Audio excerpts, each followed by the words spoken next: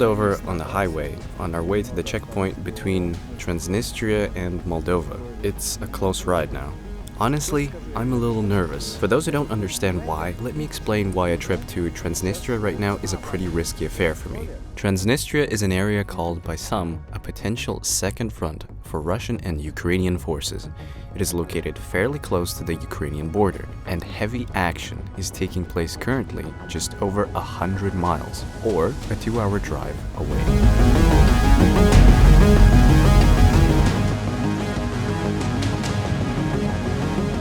Since late April, things have gotten weird here. A dozen incidents have taken place that the Transnistrian authorities labeled as terrorist attacks. Today, around 5 p.m., what felt like explosions rocked the area near the Ministry of State Security in Tiraspol. It has later been confirmed that the ministry building was hit by a grenade launcher. In Grigoriopol, unidentified assailants attempted to blow up radio towers. At 2 a.m. today, a second attempted attack on the Mayak radio tower took place. Given all this, Transnistria has raised the Republic's terrorist threat to red. Checkpoints have been set up on all major roads, checking thoroughly everyone entering or leaving. All cities are being heavily patrolled. And another factor is at play here. Major Russian military task force has been stationed here for nearly 30 years, waiting for Moscow's orders. It's basically an army that has always been on standby and can be deployed at any moment. Or not. No one knows. But the point is that when someone with a camera who is not a government-approved journalist comes to Transnistria without an invitation or any mandate and starts asking everyone questions, that is surely going to raise a lot of suspicions.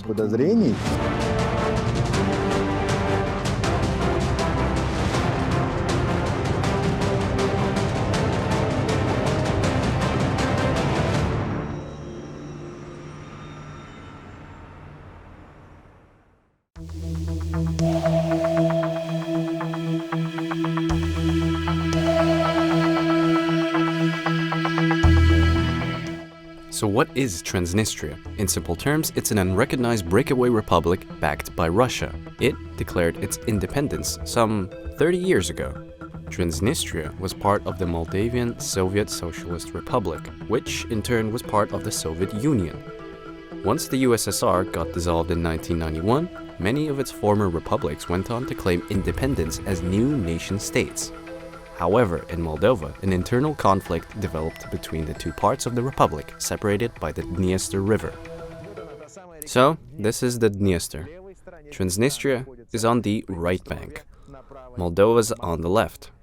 When the Soviet Union collapsed in 1991, Moldova, back then part of the USSR, declared independence. But the region on the left bank of the Dniester refused to be part of the new Moldovan state. The standoff quickly escalated into an armed conflict.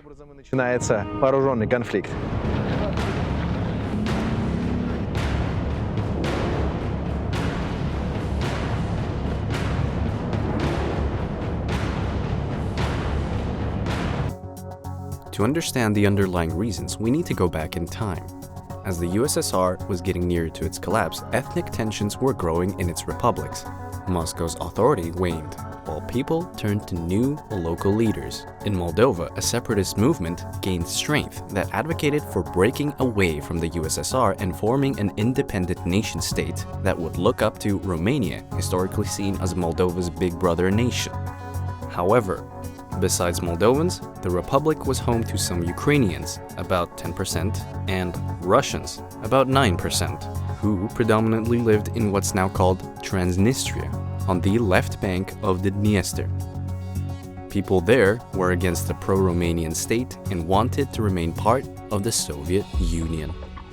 In 1992, on this very spot right behind me, a war broke out. One side called it a fight against Romanian occupiers. The other side called it a fight against Russian aggression.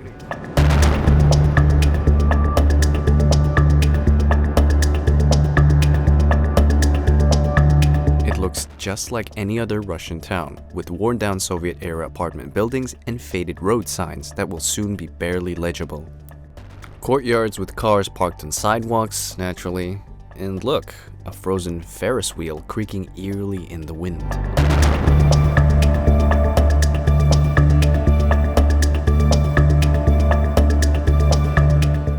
Tiraspol makes me feel a lot like I took a trip back in time to the Soviet Union. I have found myself literally reliving flashbacks from my own childhood. This cracked asphalt, remember those massive cracks everywhere? And that's the city's central square for you. I'm crouching to give you a better look. And see this massive, authentic Soviet building and the giant statue of Lenin? You know, it even smells here like it smelled in the USSR.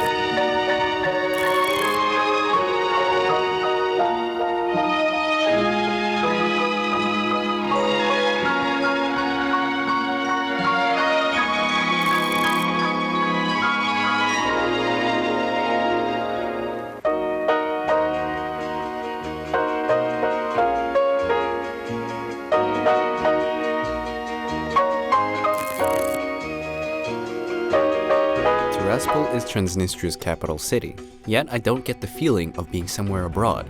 I feel like I'm home in Russia, same low-rise apartment buildings you'd find in any Russian town. Laundry drying on clotheslines, balconies crammed with residents' stuff. This is a typical urban landscape in Transnistria, which doesn't look any different than, let's say, my home city Samara. The same standard issue Khrushchev-era residential buildings, the same flower-filled tire planters.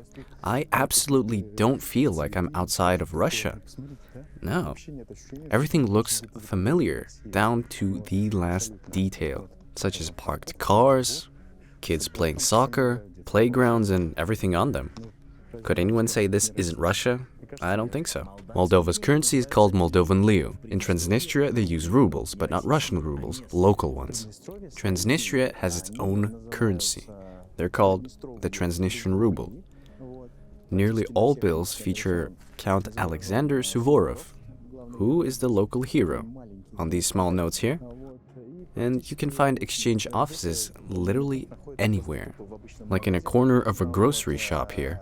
Visa and MasterCard haven't worked here for ages. Russia's Mir cards work, but with limitations. They allow you to withdraw only cash from ATMs. But forget about paying with Mir in restaurants. That's not happening anymore.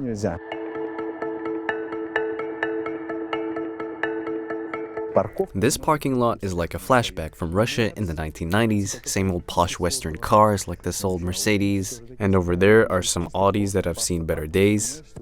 Just looking at these cars, I feel transported 20 to 30 years back in time. Though, maybe soon, things might change in our neck of the woods too. Who knows? Moldova still considers Transnistria part of its territory, so the rules for border crossing are lenient. There are barely any checks. Transnistria issues its own license plates, but you can't cross into other countries with them, so they came up with a workaround. Ukraine doesn't grant entry to vehicles with Transnistrian license plates, and neither does Romania. So, Moldova issues special neutral plates for Transnistrian vehicles, with the same numbers, only without the Transnistrian flag. With these, they can travel to Ukraine, Romania, and beyond.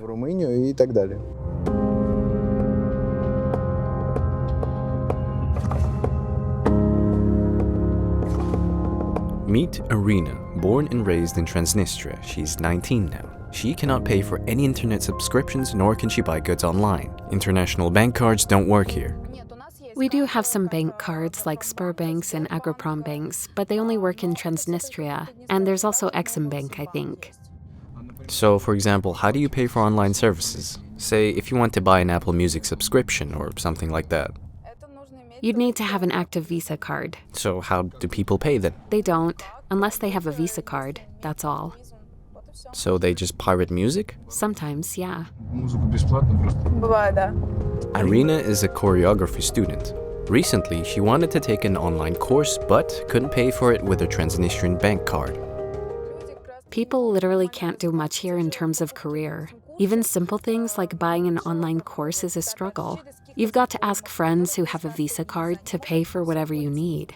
I used to ask my friends too.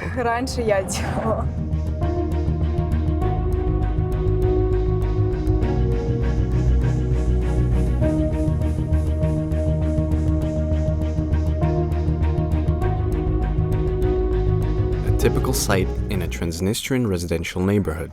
See? A fence made of the same good old tires. People definitely like to put these to good use. And next to the apartment blocks, here's this little kiosk, a small grocery business catering to local residents, selling tomatoes, cucumbers, apples, and whatnot. We used to have kiosks like these in Russia decades ago too, in case you didn't know. But they haven't been seen for a long time now. Once again, it feels like a flashback straight from my childhood.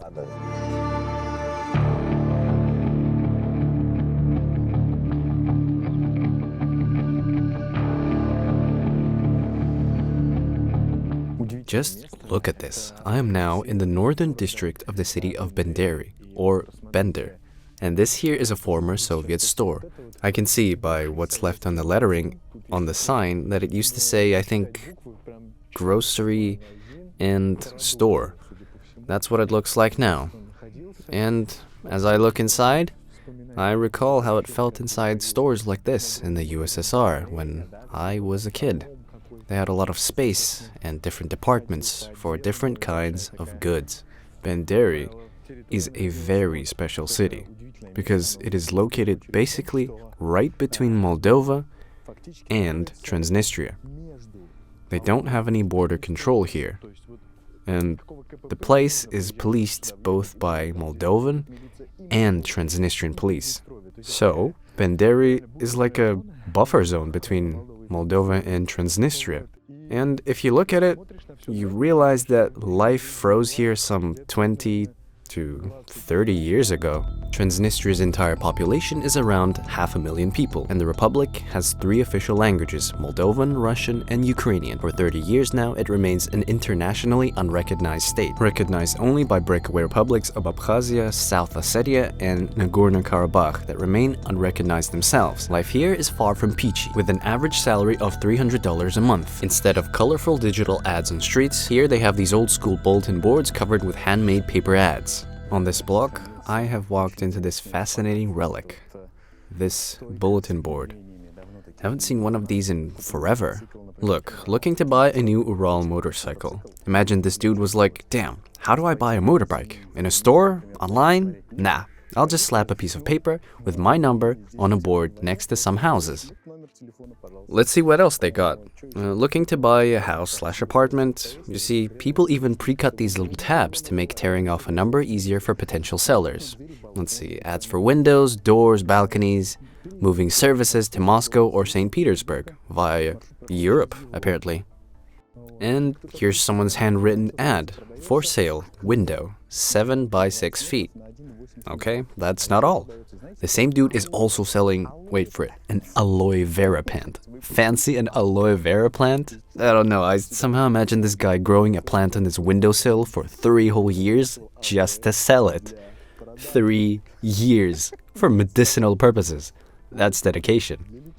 Here's his number. I'm sure he'll be thrilled if you call. So if you need aloe vera, I'll zoom in for you here to get the number. I bet Transnistrian aloe vera is truly special. It must be. Now that I'm having so much fun, let's see what else they're selling. Okay, new sink for sale. This one's handwritten on what looks like a sheet from a kid's school notebook. It simply says a new sink in original packaging. Plain and simple.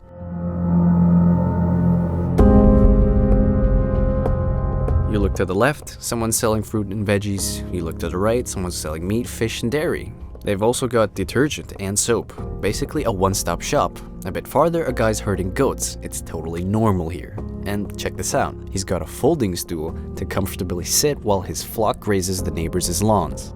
Even at a first glance, anyone can tell that Transnistria is quite a poor country. The only place that's kinda pretty is the city center in Tiraspol, and that's it. Everything else is not much to look at, to be honest. Both quality of life and average income are very low. On the average, people make 3,000 to 3,500 rubles per month. That's about $200 US. Obviously, it's very hard to live on, so many people leave. Most locals choose to hold more than one passport. Out of 500,000 Transnistrian citizens, 200,000 have also received Russian citizenship and 150,000 Ukrainian. Are you a citizen of Transnistria? I've got a dual citizenship. Transnistrian and Russian. Transnistria's education system follows the Russian model. School kids also have to take the unified state exam, and the higher education system is also the same. The problem is, only Russia recognizes Transnistrian diplomas, while neighbors like Moldova and Romania and Ukraine don't. Most of the time, our degrees are only recognized in Russia. Naturally, most young people here want them to be recognized in Europe. Young people dreaming of getting out of here are willing to do hard seasonal work if it gets them into Europe. Many leave. Most of them go to Moldova or Poland or Germany. There are some who have managed to get into the UK. I know a couple.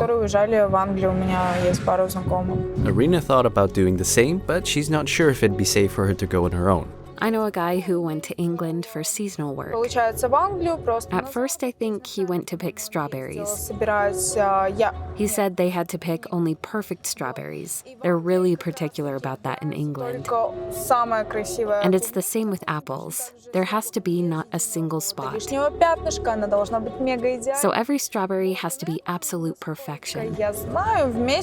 And he told me he was making about 2,500 euros a month doing this.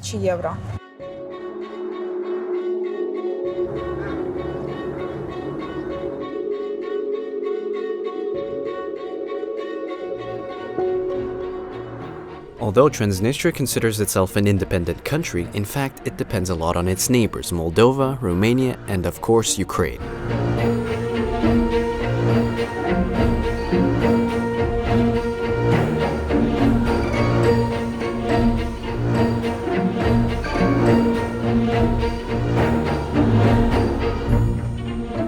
This is what Tiraspol's train station looks like now.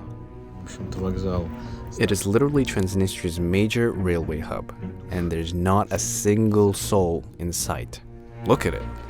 I don't know about you, but this site gives me strong apocalyptic vibes, the kind I felt during my visit to Chernobyl. There's absolutely nobody here, just a lone dog on the platform.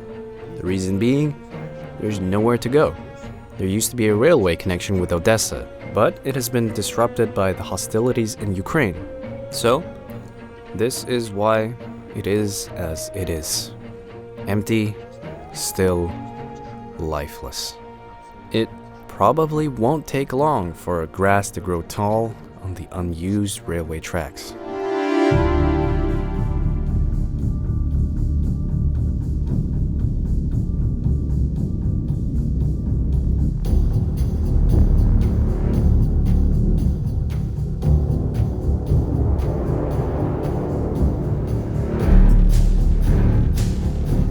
I am now in the Transnistrian city of Banderi. It was at the epicenter of the Transnistrian conflict back in the 1990s, one of its hottest spots. If you recall, I already mentioned that as the USSR was nearing its collapse, many people in Soviet republics were turning away from Moscow in favor of locally emerging pro-Western leaders. There were also those who disagreed and wanted to keep up ties with Moscow. The two camps failed to negotiate a peaceful agreement. In Transnistria, there had been skirmishes and acts of violence for 2 years before it all escalated into a war that broke out on March 2nd, 1992.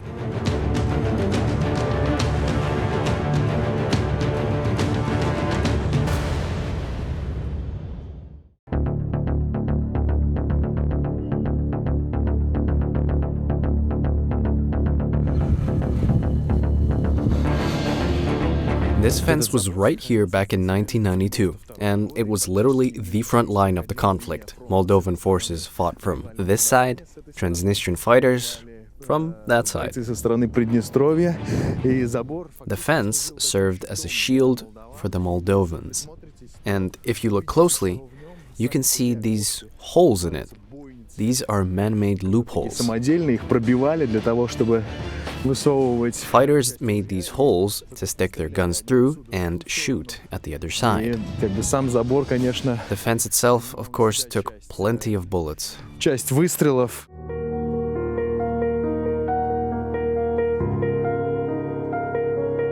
Here lies the soldier Boris Dovgan. Boris Dovgan was Anatoly's friend. An armor-piercing shell hit the armored personnel carrier he was operating. The projectile went straight through his chest and out his back. It was a horrifying sight, what we witnessed at that moment. According to Anatoly, local skirmishes escalated into full-scale battles after an attack on this checkpoint. A number of troops came from over there and attacked this post. There were 5 or 6 policemen in this post. The attackers immediately demanded surrender. The driver, who was with the police team, started the engine. And the moment he started it, the driver in your checkpoints team, yes, he was with our police crew. And as soon as he started the engine, they shot at him, and they killed him. Anatoly fought for Moldova. People in Transnistria say things went down differently. They believe they were attacked and were simply defending themselves. They began using artillery fire. By June,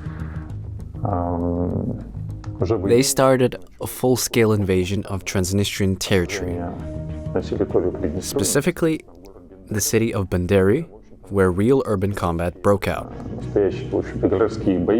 The fight for Banderi's city administration building was extremely fierce.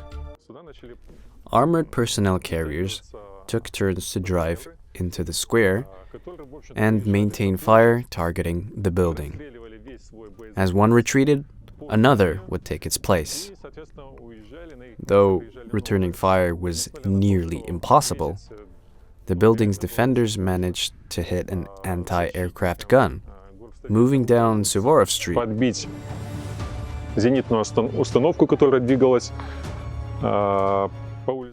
Later, Cossacks managed to destroy 2 APCs. Unfortunately, they were killed during the mission. Today, it's extremely difficult to establish all facts definitively. All we have are eyewitness accounts of those terrible events, each with their own perspective. Another city where the tensions were high was Dubasari. In Dubasari, they attacked the police commissariat.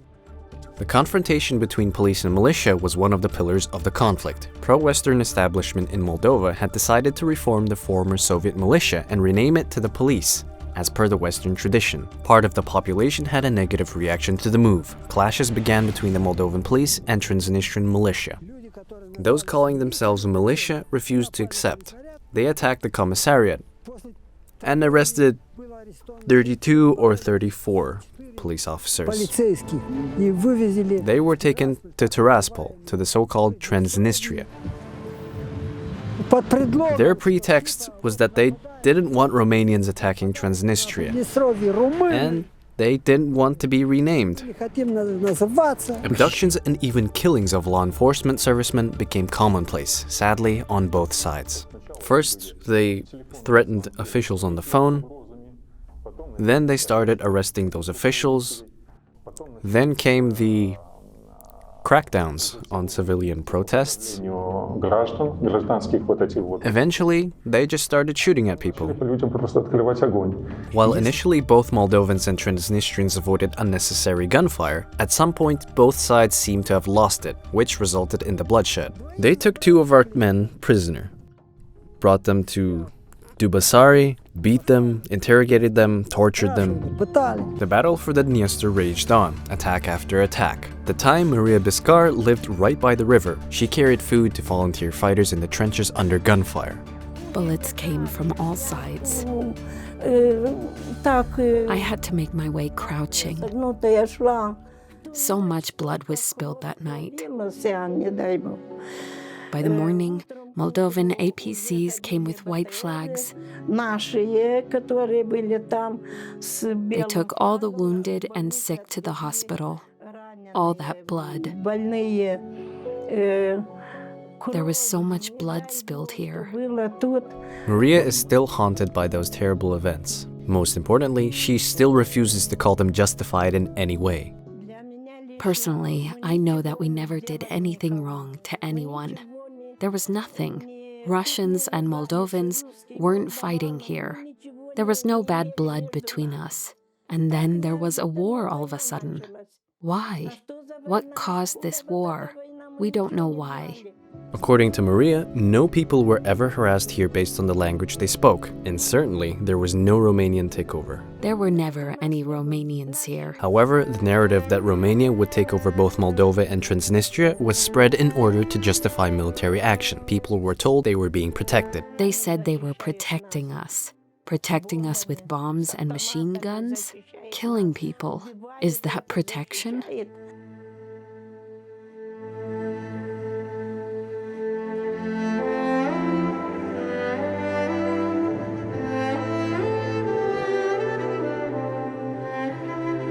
That war took Radika's father, and her mother lost her husband. When the Moldovan Transnistrian conflict began, he volunteered to join the fight. He worked for the railroad. With 3 children, he didn't have to join the army, but he said, I can't just watch them come and hurt my family, so he went to defend his homeland, his family. Her husband was killed 3 days before the war ended. She found out as she was getting ready for work. I went to the morgue and they didn't let me inside. Why else would I be there? How could I know anything? They finally let me in. I recognized him just by looking at his feet. He was lying there, first in line. She went on to look at his face. When I got to his face, it was torn apart here and there. His arm wasn't as bad. They were kind enough to drive me back to the village, and I was to deliver the news. There were no phones back then to call his parents. They were still alive, so I went. I had to go through the gardens, and my legs were not my own. I just hoped I'd make it closer to the house so they'd find me if I fell. That's it. I don't remember much after that. A nurse came by. What else is there to tell? We buried him.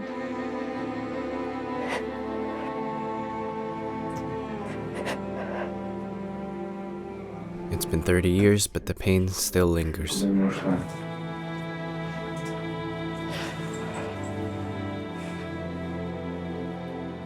Just think about it. The country was devastated by the war, and she was left with 3 children. She had no money. She couldn't even buy clothes for her children. The family barely scraped together pennies for food. It may be hard to believe now, but they fled that war to Odessa, to Ukraine. Now they are refugees again. After the escalation of conflict in Ukraine, they had to leave their home once more, this time fleeing Odessa and coming back here to Transnistria.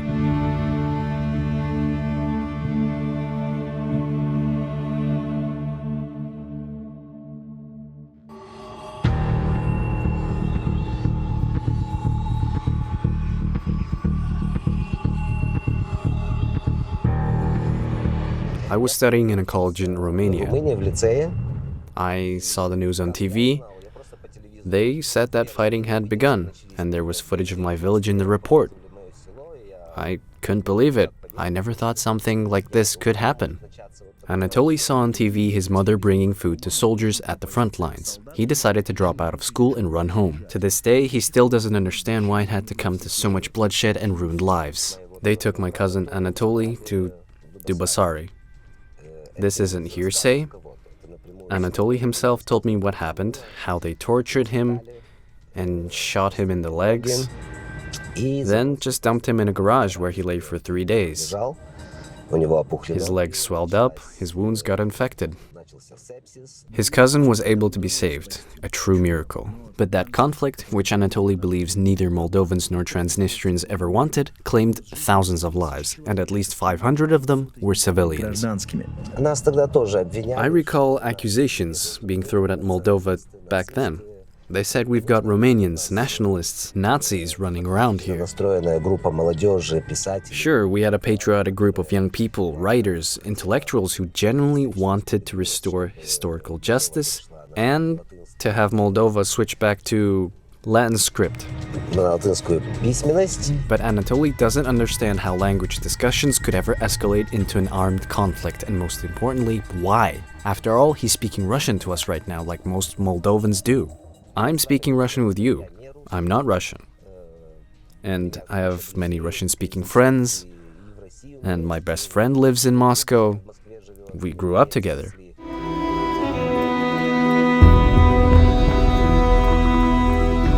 Monica's mother, who lost her husband in the Moldovan Transnistrian conflict and was forced to flee to Ukraine back then, has been forced to flee from a war again, as if one tragedy was not enough. Again we had to run, but where to? Who's waiting for us anywhere? That's why so many volunteers helping Ukrainians now come from the places that suffered from war back in 1992. We understand them better because we know exactly what they're feeling. When I listen to someone whose life was destroyed by war, only for another war to deliver another blow, it sends chills down my spine. I don't know about you, but personally, I believe every word she says. War is never a solution to anything. Nothing at all. I've thought about it all these years. Why? Why kill people? Why? Why fight over a piece of land? Just live in peace. Let people live. Life is hard enough as it is. Everything's expensive. Unemployment is high. Wages are tiny. Leave people alone. Let them just live.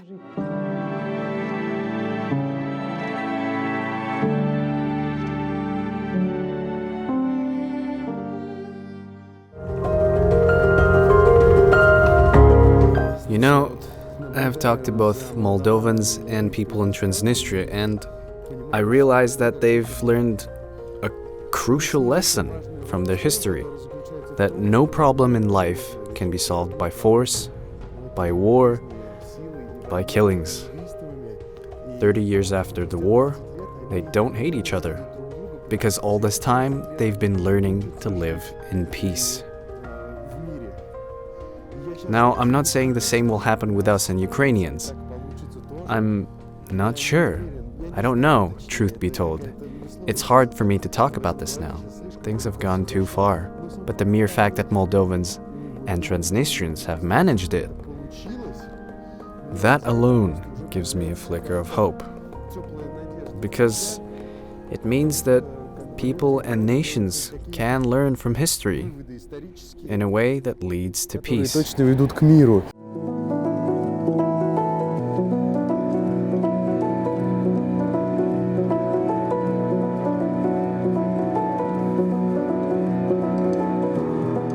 Walking through Chisinau now, I noticed an amazing thing. Here they've got Moscow Avenue, which is directly followed by Kiev Street. I'm not kidding, I'm getting goosebumps just saying this. Now, follow me. Here is an underground pedestrian crossing, and on this side it says Moscow, while on the other side it says Kiev. I'm telling you, I'm so excited, getting goosebumps all over. In this short tunnel, I realized that Moscow and Kiev haven't been this close to one another for what feels like forever, because on one wall there's a photo of the Kremlin, on the other wall views of central Kiev. Here's Moscow's Bolshoi Theater, there a symbol of Ukraine's independence. Over here, the building of Moscow State University, there the Mother Ukraine monument, and no fighting, none at all. It's astonishing that a tunnel like this even exists now. Being here is an unbelievable feeling, honestly.